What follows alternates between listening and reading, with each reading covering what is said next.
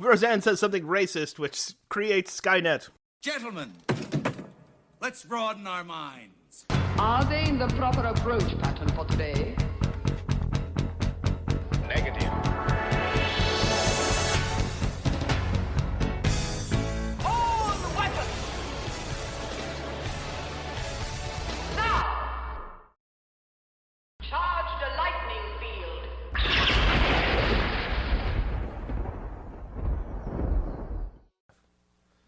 Okay, so All right. welcome. Oh, you do it.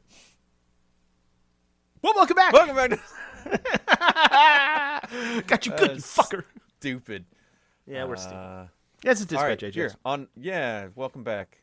You know who we are at this point. Yeah, you clicked on this. You don't know what you're listening to. We got to explain it. But this is another one of our side quests where we go through great crossovers in history. Now, in 1997, the Golden State Warriors were facing the New York Knicks. It was April 12th, and John Starks was guarding Tim Hardaway. Tim Hardaway, great crossovers in history. Anyway, we're not talking about Tim Hardaway this episode, but if you remember the last time we talked about Allen Iverson. Allen Iverson and Terminators. And Metallica. And what would happen if he tried to cross over a Terminator. But this time, what if Terminators cross paths with a certain Kryptonian? That's right. This is Superman versus the Terminator, Death to the Future. This was a 4-part miniseries from 2000, written by Alan Grant, with Steve Pugh and Mike Perkins doing the art. Dr. Alan Grant? Dr. Alan Grant. Of Jurassic Park fame? If you don't move, the Terminators can't see you. Their visual acuity based on movement, it's true. It's a fact. A science fact. And so I'm going to walk you through this one.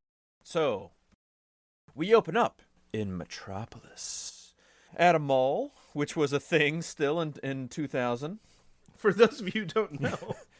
The Connors, they're out shopping when, oh no, a Terminator has appeared. One with laser eyes has time-slided into their location. Roseanne says something racist, which creates Skynet. We knew it was bound to happen. Mm-hmm. So this Terminator, he's blasting things up, but Sarah is resourceful. She finds some weaponry there and is able to burn off some of the flesh of this Terminator before it can deliver its death blow. By Image Comics. He's coming. He'll show up later in this series. He'll rape you. Jesus. It's the rape blow. But before this metal machine can kill both of them, Superman shows up. He flies in. He heard there was some stuff going about. Hey, you heard there's stuff going about. What's this stuff all about? What's all this then? Superman's getting all whacked upon by this machine. All functified. Superman then easily dispatches this cyborg killer. Qu'est-ce que c'est? Sorry, we're just a couple talking heads on this here podcast. Superman has an overly large suit on. Same as it ever was. This isn't your lovely cyborg. This is not my beautiful mall.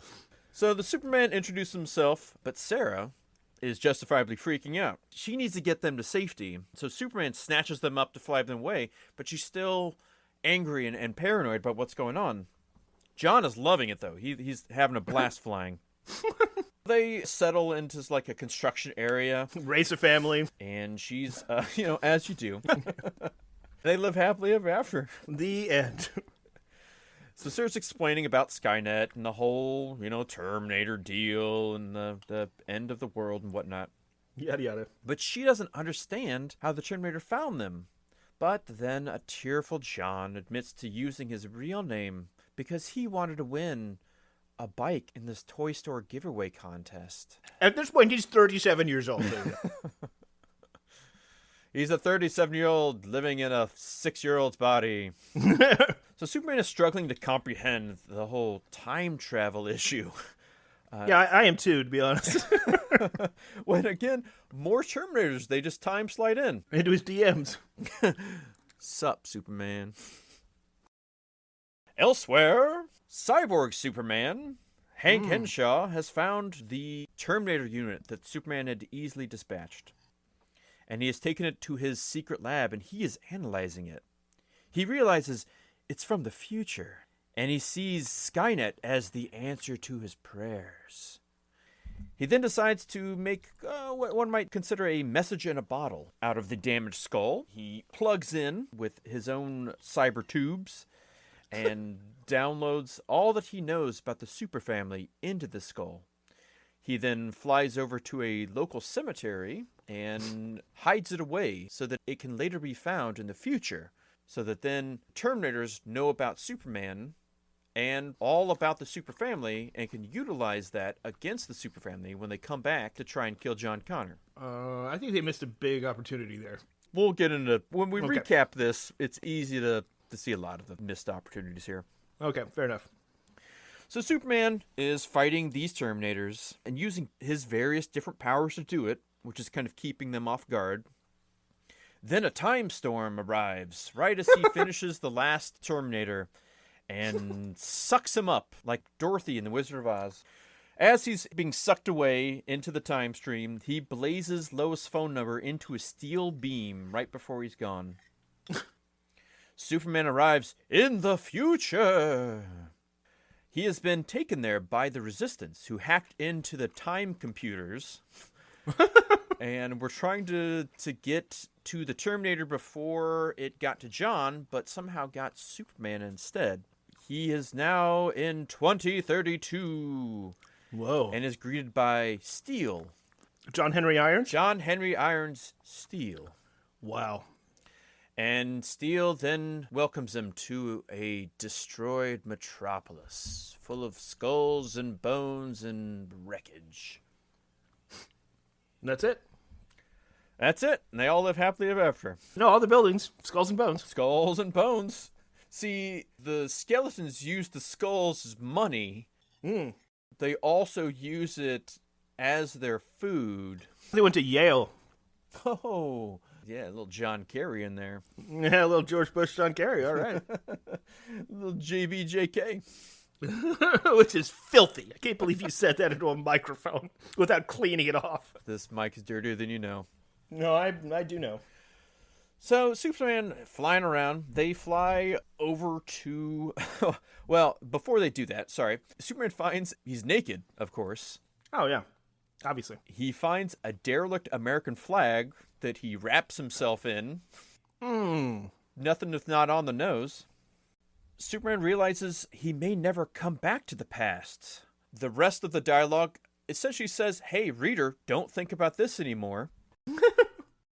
Steel explains how Skynet took over and that not many heroes survived. One might have a lot of questions about the other heroes and if Terminators were fighting the rest of the DC universe, but we skip over all that. Who'd want to know about any of that? Yeah, because Cyborg wouldn't have had anything to do with any of that. And why couldn't it have been the OMAC project? Or why couldn't it have been Cyborg Superman himself? Why couldn't we have just, I don't know, explained anything or tried? But we'll get to that.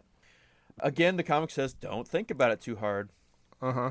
He meets an older John Connor and the Resistance, etc., etc. No real details on any of the things there.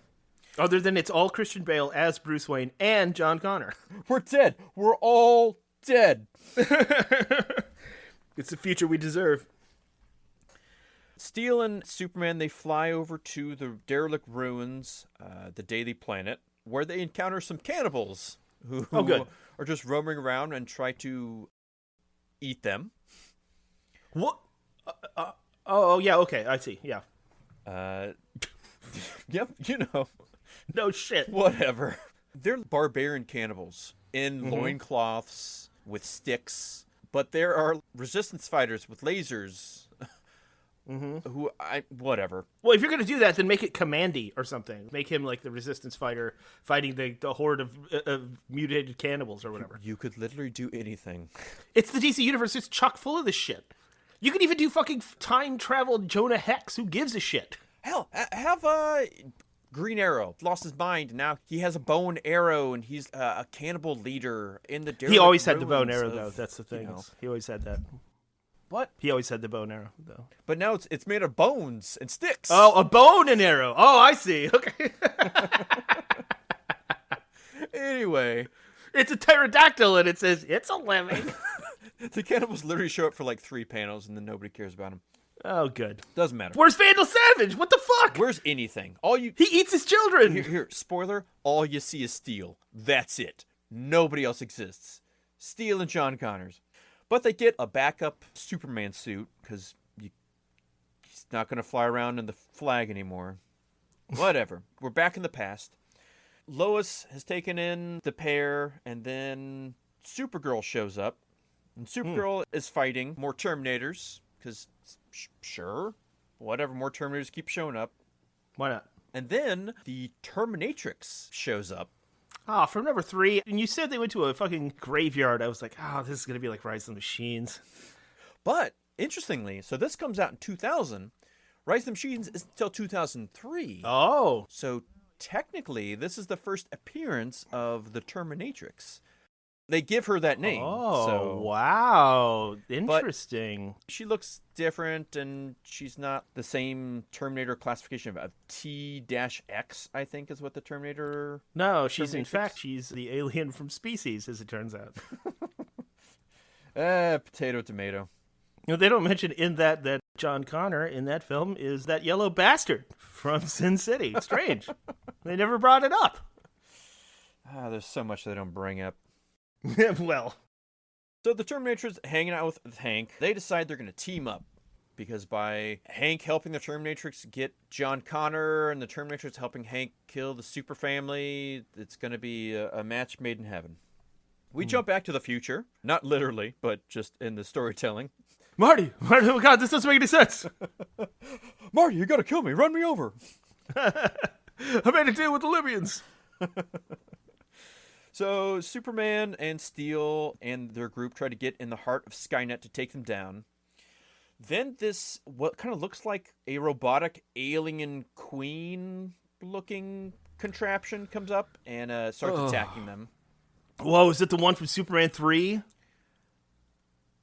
No.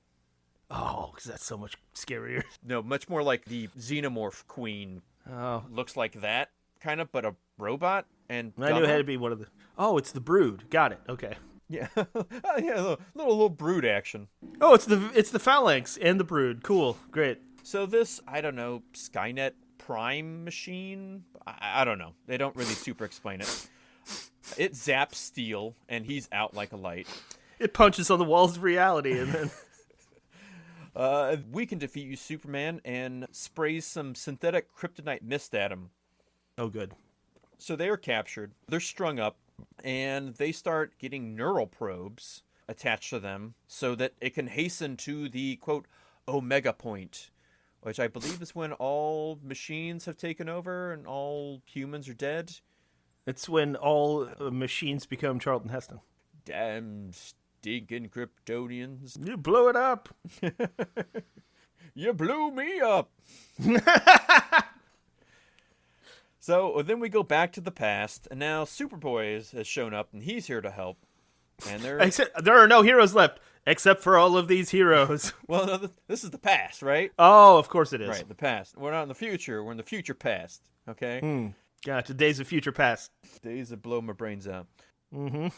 The Terminators are now utilizing tactics specifically sent from the past to fight Why them. did we never think about this before? We can take them out, but honestly, they're not really, harming either Superboy or Supergirl. No! It's not really doing much. It's just taking us slightly longer to beat them. Okay. The Terminatrix shows up, but then she goes to literally go sniff John out. She's going to use her super olfactory robot senses to track him down. That's how little they respect women in comic books. They turned her into the dog. To give more character to Crypto, for Christ's sake. Then we go back to the future. 2. So Superman has a casino. He is now married. No, that's Lex Luthor. That's Lex Luthor. Superman is very confused by the choices of Coke or Pepsi and his shoes and jacket adjust to his height. Yeah, he has to watch Jaws 18 or whatever. Rocky 5,000. Superman has taken out that super Skynet thing after he's gotten out. He then saves the day and helps humanity all over the world win. They destroy Skynet. They save the day. Terminators are no more. Too bad the Earth is an unlivable husk of radiation and horror. Nope, it's gonna be fine. Everyone's smiling, no worries. Oh, we've just reduced all of the planet to Gary, Indiana, and yet everybody's fine. Somehow, he then is zapped back to the past. Okay. Yep, that's it. Done with the future. Was it a drunken Peter O'Toole? You can't go down that pipe! There's a blue box that showed up, and he just got in. Also, strangely, with a drunken Peter O'Toole. Hi, is Superman. Where am I? So we're back in the past again. Now, Lex Luthor shows up. He has tried to capture one of these damaged Terminators. No shit. And he's going to try to strip it away and figure it all out. But he realizes the Terminator is too dangerous to underestimate. And he destroys it. At least that's what we think. Superman is back and he goes to get John, who has been isolated in a wrecking yard. By the wrecking crew? And he then quickly beats up on both Cyborg Superman and the Terminatrix. What John Connor does? No, Superman does. Oh, I was gonna say, He saves John think Connor, he can do that. and he beats up both of them. Hank decides, oh, well, I need to use our combined might. So they form this, bizarre amalgam of the two. Oh, God. Because, quote, the flesh must perish, which comes out of the dual mouths of the cyborg Superman Terminator spider monster being that they have formed. Lexiac? Okay, fine. If Kevin Smith had filmed this is what it would be. But Supergirl shows up after having talked to Lex Luthor, and she has this lame techno virus. Oh, the phalanx, yeah. That is in, gun that she just zaps the amalgamated techno monster with. And then infects Colossus. It's really strange. Oh, sadness. Oh. So it gets infected. It causes them to both bleep and bloop out, and they split apart. Hank then gets you haven't defeated me yet. I'll come back another time, and flies away. That's it. The Super family, they gather up all the Terminator bits they can find. And they melt live happily ever after. with their heat vision into a big molten globe. And Katamari? then they fly it into space and throw it into the sun. Oh, that's just Superman 4. Come on now. And the day is saved. Until the nuclear man returns. That's it for the Terminators. Everyone's smiling, and John's happy to live his life and, I guess, grow up to fight Terminators forever, because that is what he's destined to do. This didn't stop Terminators in the future. It just stopped the Terminators now. They didn't try to go stop Skynet from being formed. From killing 7 billion people. They did nothing. They're like, oh, well, these Terminators are done. Guess we can go back to our daily lives. Done and done. Now, before the comic ends, we are left with Lex Luthor. It turns out he's known about Terminators for quite a while. Oh. He seems to have a diary of someone from the Terminator comics who sent it to him to tell him about Terminators and whatnot. And we see that he has a secret Terminator lab that has different pieces of Terminators all strewn about that he's trying to dissect and work with. He says, one day I will learn how to master the power. Skynet will live, and I will control it. So, we could extrapolate that maybe it becomes LexNet, maybe? That maybe in some version of the story, it's Lex Luthor who has caused the rise of Skynet and the massacre of humanity.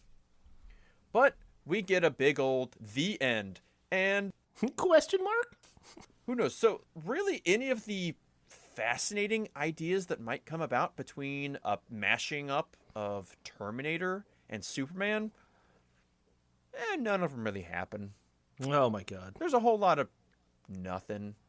I mean, you get Steel in the future, who's helping out John Connor. You get Cyborg Superman, who instead of, again, like RoboCop, maybe causing the rise of Skynet or being involved in their creation, and maybe he helped find Cyberdyne systems and then is part of what leads to Skynet, but then the Terminators overtake him. They don't need him, and because of the last bit of flesh he has, they strip it away from him. You know, maybe he could be some kind of master mold in the future that they come upon. He is the reason for all of this, but no, they don't do anything with that. All right, well, very quickly, let's go through. We've outlined, obviously, the problems there, right? Mm-hmm. Because there's nothing happening. Let's quickly go through what they could have done. Not even necessarily fully formed, just there are so many missed opportunities there. Let's go through some of them, right? Okay, so let's say you're going to write that story, and let's say it is the regular Terminator continuity, right? But because of weird changes in the timeline or whatever, now they've gone back in time, and it's the, I don't know, DC Age of Heroes or whatever the fuck it is. And so now you have Superman and yada, yada, yada. Okay. Where the fuck is Metallo? Why is that not part of it? Why is Metallo not the originator of Skynet?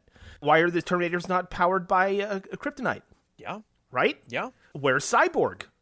Where's Mr. Terrific, who would have already figured this out like decades before? Where's Wave Rider, who came back from the year 2001 to prevent all this from happening? Where's any of this?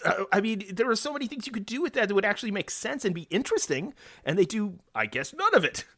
Why not come back, capture Kryptonian, and utilize their flesh to make a super Terminator that you have to send back to kill Superman? Okay. I mean, that's vaguely more interesting. It's vaguely more interesting. Yeah, what if it's a parallel timeline, and when sending the Terminator back in time, it accidentally sent it back, you know, the calculations were off, and it sends it back to the DC universe. Okay, which would explain why, you know, the Terminator continuity would have unfolded even though there were superheroes and all that other kind of crazy super science. And let's say there's no John Connor, or it's looking for John Connor, and John Connor's not the John Connor we think it is. And it realizes that in this universe, it could use super science to kill all people instead of having to worry about killing Sarah or John. And then it, I don't know, takes over, I don't know, Lex or Metallo or anybody. Cyborg? Why not Cyborg? Yeah. That's an interesting one. What if you had one of these beings, these cyborgs, within the DC universe be the cause of them, or like be part of the genesis of them, or have something to do? What if they're like, okay, I see humanity's gonna end, there's nothing I can do, maybe I sign up, maybe I'm on the part of the Terminators? Sure, maybe that's what Lex does. Maybe, how about we start off in an alternate reality where all of the events of Terminator happen, and that's when Brainiac invades. And then Brainiac sees this and is very confused by all of it, realizes that it has the ability to go back in time, and then sees all of his possible pasts and futures, and then decides to become Skynet, go back in time in the superhero version of reality to try and become the cross-dimensional, cross-timeline ultimate ruler Skynet, and then sort of Galactus-like, and then take over every possible reality. That's something, because at least you're dealing with Brainiac, you know? It's 100% something. Better than what they got. Yeah, no. I mean, that's... This one's disappointing. They don't really do anything. That's why I liked RoboCop versus Terminator better, because, like, at least in that continuity, they kind of imply that it's an alternate history, but it doesn't necessarily have to be. But that RoboCop's OCP programming is a precursor to Skynet. That makes sense. Yeah, it's interesting. It's taking two of these properties and not just smash them up like action figures in a 7-year-old's hand. Mm-hmm. Oh, let's tell a story of how these two might interrelate. In a 12-year-old's hand. Yeah. Yeah, there's a lot of missed opportunities there. I mean, you could go on and on and on. What about OMAC? Like what Batman did with the OMAC project. What about Bruce Wayne? What about Batman? What's going on there? Wouldn't he know what's going on? Wouldn't he, like, have some sort of... Well, why isn't he part of the resistance? Why isn't he, like... What if he was accidentally the cause? So many things. so many things. Mr. Terrific could have been one of the causes. Lex, Batman, Star Labs. Star Labs. Yeah, exact. Maybe what if Star Labs create Cyberdyne? There's so many things here, and they just do nothing with it. What if Lex figures out that there are parallel timelines, looks into the past or even the present of the Terminator timeline, buys Star Labs, turns it into Cyberdyne, and then tries to make that reality come forth in this reality, so that we've defeated all of used the Terminator army to get rid of Superman and all the other superheroes, finally ridding them of humanity, or ridding humanity of them. What if this is post Terminator 2? Why don't they have one of the C-1000s who's like pretending to be other heroes and infiltrating and doing something? Yeah. That's much more interesting than just having a robot punch super destroy robot. What if John Connor is Commandy? Last boy on Earth. Yeah, what if he jumps in the time thing to get away from the Terminators? Like puts a poison pill in the system so that nobody can use it after him. But it it alters where he gets sent, and he's sent to a different timeline where, he's the last boy. Yeah. Why not? Okay, let's look at it this way. If they realize there are alternate timelines and whatever, because obviously there are, if you look at the weird way that the plots would have to work in Terminator, what if instead of going back to kill John Connor, they are sent back to stop the Kents from finding Kal-El's craft? What if John Connor died a long time ago, but they don't tell the Terminators that? So they keep them focused on just trying to kill John Connor, but it's actually like Bruce Wayne is John Connor in the future. Right. It's just like a mantle that gets passed on from person to person. Sure. What if they pull Armageddon 2001 and John Connor does all this stuff to try and change the future because he finds all the tech or whatever. He sees the other timelines and sees one where there are no Terminators, and he becomes this evil despotic ruler and becomes the monarch. And by trying to control the divergent timelines to keep the apocalypse from happening, becomes a fucking dictator. That's interesting. That's something. If he can see what a super, Kryptonian can do, why doesn't John, through the years, as Cyberdyne's rising up, he's trying to figure out or get in with Lex Luthor and get a clone of Superman to utilize to fight Terminators in the future? Anything. Okay, how about this? Why isn't Lex Luthor the leader of the Resistance? If he's so pro-humanity, what if they killed Cal? Cal never came about, like in The Nail. And then Lex is the leader of the Resistance, like he is on Earth 3 or in Crisis on Infinite Earths when he's Alexander Luthor.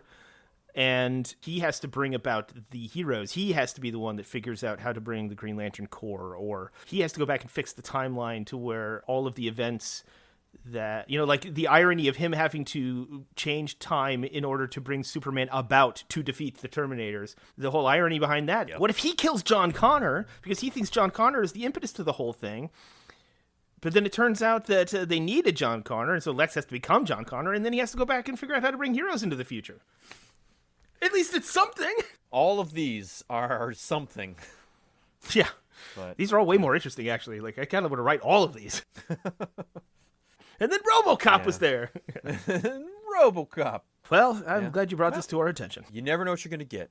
You stick your hand in the bag, and sometimes you get a winner, and sometimes you get a dud. You stick your hand to that tree stump, and sometimes follows madness and death. And don't let the madness take me, Skip. Riff Raff, please. Don't let the madness take me. Oh, man, that goes back to our first episode. Well, thank you for doing another short on crossovers, good or bad. A stroll down the crossover corner. Hey, well, these are deep cuts that geeks appreciate, and for people who don't know about these things, now you do. Yeah, that's really what it's all about, huh, folks? If you don't know, now you know. We're talking about practice. We talk about practice. Not a game. Playoffs. Playoffs? Not a game. Terminators are who we thought they were, and we let them off the hook. Jim Mora and Island Alverson combined to become the ultimate Terminator. Well, if you want to hear us talk about practice some more, please like, share, and subscribe. But not about the playoffs.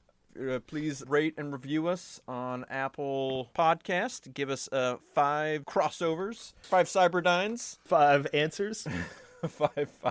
Drop the 5 answers. Follow us on social media. We'd love to hear from you. If you'd like to hear us do some other comic-related thing, or if there is a crossover that you are interested in has ever happened, feel free to let us know. We will and look do into not it bring and up Tim Hardaway or Ellen Iverson, because we've already covered that. Yeah, no. But if you want to bring up hot sauce from your And One mixtape, well, you can do that. You want to talk about Earl the Goat Manigault at any point. Like, we just keep going to the same 4 people. I know. And we know a lot about basketball. That's the sad part. We still got the same ones. I don't think Bernard King did many crossovers, so... If you would like us to talk about the alternate history where Len Bias doesn't die the night of the NBA draft, then please. Oh, that's the rise of Skynet, my friend. That's right there. Len Bias doesn't try cocaine for the first time and lives and becomes greater than Michael Jordan, where we get a Terminator versus Space Jam type scenario. Please let us know. Well, on that note, please take us out, Skip. Wow, don't forget Jesus Christ. Don't forget to not do cocaine when you get drafted. Try not to have an enlarged heart or arrhythmia. Don't forget to support your local comic shops, retailers, or alternate history John Connors. And from Dispatch HS, we'd like to say Godspeed, fair wizards! Please, go away.